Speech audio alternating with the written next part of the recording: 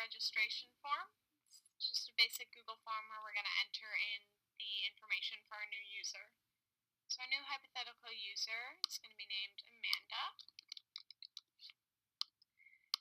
Her phone number is going to be my phone number because when using Twilio, I can only register one phone number in the developer mode. So all of Amanda's text messages, as well as all the text messages for the other users in the database, are going to go right to my phone.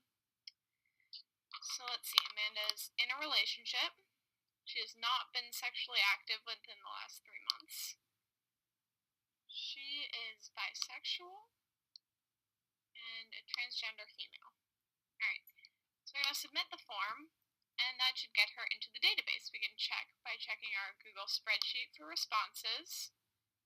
And here she is, Amanda. I'm going to delete these extra spaces above, delete rows 5 through 6, just unnecessary clutter. So we can see that Amanda is in the database, but these variables are going to be hard to work with in the program. So what we can do is apply some of these functions that I've used above to this new set of data in order to make it a little bit easier to process. So I can copy in this function from JSON,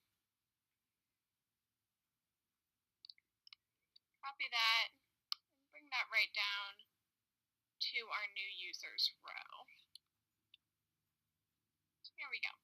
So what this does is this takes the information and turns it into something easier. So for instance, when we asked if she's been sexually active within the last 3 months and she said no, we got this. So this is just a pretty basic function. If E5, that's the category that we're talking about, this right here, E5.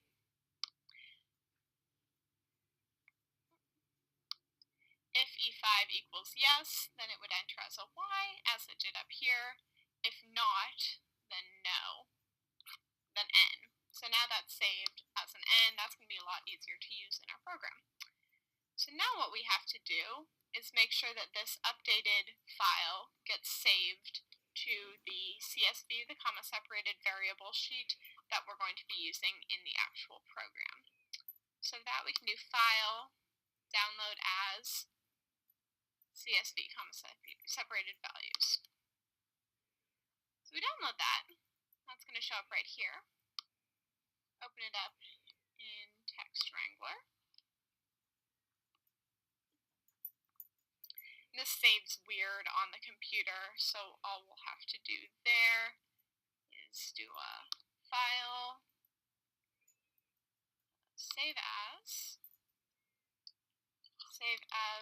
Responses, and we need to make sure it saves in Hello Flask, which is the location for all my other Twilio files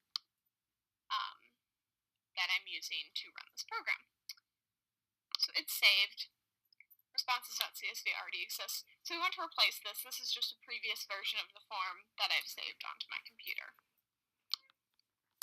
So that was a little bit complicated, just in that we had to continually run that program and save it as a new file. What we could do in the future with this program is find a way to automate that so that every week, every Thursday, it updates as a new CSV file and the program would run again. What I would need for that is something called a cron job, and unfortunately that requires a server to run, and servers can generally cost upwards of $1,000 and are thus out of my price range. That is a reach goal for this program, though, is the ability to automate that, as well as a couple other things that I'll get to later.